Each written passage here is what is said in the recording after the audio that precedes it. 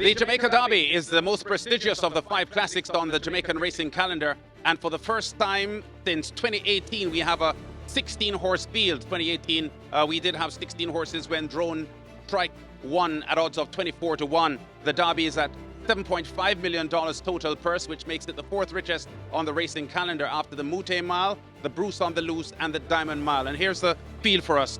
Senor Biscotti is in the 1 box. Number 2 is Maverick, one of 5 entries from trainer Jason DaCosta's barn. Number 3, Joe Boxer. 4, Wagwan. Number 5 is London Spirit. Number 6, Isle of Birdie. Bigger Boss is in the 7 box. Number 8, Dreamcatcher, the 1,000 guineas and Oaks winner in the 8 box. Number 9, Mohan Lal. Number 10, We Jammin', the impressive St. Leisure winner. Number 11 is Darwin with hot rider Tajay Suko aboard. Stardom is in the 12 box. Anthony Thomas, now based in Florida at Gulfstream Park, 3-time champion jockey, is home for the ride. Number 13, Eye of the Tiger. Abigail Abel gets her first ride in a derby. Number 14, Strong Avino. And number 15, Prosperity Sen. And number 16 is Salute the Dawn, with Dane Dawkins riding for trainer Gairis Dabrati. A very, very good field here. We Jammin' showed in the St. Leisure victory a few weeks ago, Mikey Kane, that he appears to be back on track. We regarded him as the number 1 3-year-old in the country, and he looks pretty hot going in. I'm not sure who your choices will be, though, so let's hear them. Well, he looks pretty hot, Lance, but he's not invincible, as seen by his loss in the Kingston. And that time around, it was Stardom that got the job done over a Salute Dawn. So he's coming in here, as you said, quite hot, and indeed has to be respected. But as I said, not invincible by any means of the word. Now, Stardom, as you mentioned, will be ridden by Anthony Thomas. So Anthony Thomas is flying in specifically for Stardom in the Derby, and that's going to be something to follow. Now, he has ridden horses for Gairis Dabrati victoriously at Gulfstream Park, so the combination is quite potent indeed. And they were teaming up as well with a horse named Royal Poppy later on the card. So it's quite significant that Anthony Thomas is here to ride in the Derby. And Stardom won the Kingston in upset fashion, beating his stablemate Salute the Dawn. And in the 2,000 guineas, Salute the Dawn returned the favor by beating Stardom. So it's going to be interesting to see how this will play out. One thing's for sure, Salute the Dawn will be more for the place than Stardom, and indeed they're going to be in a matchup up front, the likes of Salute the Dawn as well as We Jammin', and they're going to be a couple of other pace horses. We'll see Wagwan as well, that one will be for the place, as well as Darwin, who was a convincing winner, going 2-turn for the first time at 925 yards in a good final time there. Strong Avino also should be for the place. Paul Francis picks up the mount here for trainer Patrick Lynch, and of course we spoke earlier of Patrick Lynch's upset wins in the Derby with ability, also with Drone Strike, so he definitely wants to respect come Derby day.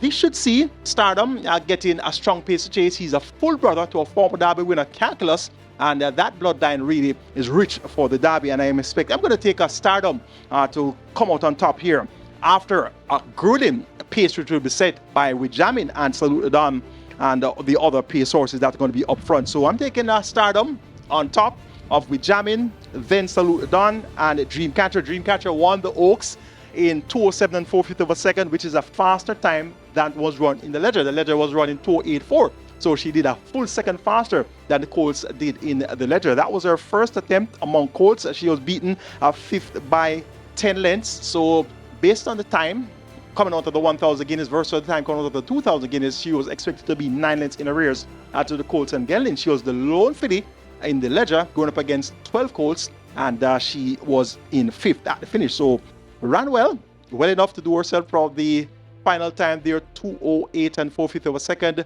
and based on the expected time, she was 10 lengths in arrears at the finish, and the margin is in keeping with her 9-length arrears that she was expected to be based on the time out of the 1,000 guineas. So give and take, the margin of error may be 1/5 of a second, which equates to a length plus or minus. So 5th by 10 lengths, not a disgraceful run at all.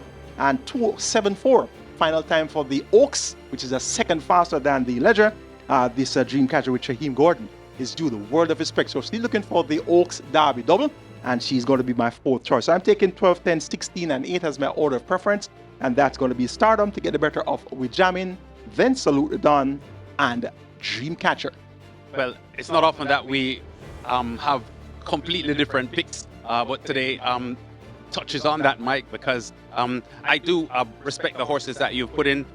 I expect the winner to come from 5 London Spirit, 8 Dreamcatcher, 10 We Jammin', 11 Darwin, 14 Strong Avino, and 16 Salute the Don. The ones I'm looking for most of all, though, number 5 London Spirit, the choice ride of the informed jockey Tevin Foster, who significantly, to my mind, hops off the double classic winner Dreamcatcher for this ride. London Spirit was a good third by 4 3/4 lengths, closing well in the St. Leger behind We Jammin', and at 99 to 1 was third there, and I think deserves serious attention here. Number 8 Dreamcatcher, the Oaks winner on Saturday, of course. Last year's we saw Gary Sabratis pretty perfect, placing third in the Derby at 43 to 1, just 4 days after a close-up third in the Oaks, which is even less turnaround time than Dreamcatcher. So if Pretty Perfect could have done so well in both races close to each other last year, I see no reason why Dreamcatcher can't do equally well this year. We Jammin', champion 2-year-old last year, and to my mind, the best of the local bred 3-year-olds in the country at the moment, as shown by his convincing St. Leger victory a month ago. He has already been all of the top contenders in this Derby field, and I really cannot oppose him. Number 11, Darwin, his 12-length win in the Mr. Lover Trophy in June was brilliant. His astute trainer, Richie Azan, decided to skip the St. Leger to channel all his focus on the Derby preparation. Darwin's Mr. Lover winning time of 1 minute 55 and 2/5 of a second was a pretty good time. Only top flight horses Barnaby and Run Julie Run have gone faster so far this year, over 9 furlongs and 25 yards this year. I expect a massive run here from Darwin, especially with Tajay Suku aboard. 21 wins in the last 10 race days for young Tajay Suku, and that's a better strike rate than any other jockey at Caymanas Park at the moment. And number 16, Salute the Don, a very well-bred horse here by Avino Malcano out of the Go Zappa mare Abi Kadabi. Avino Malcano won the $200,000 Funny Side Stakes at Saratoga in 2017, and Go Zappa, as you know, was a Hall of Famer in the USA, a Horse of the Year in the USA, and also a Breeders' Classic winner.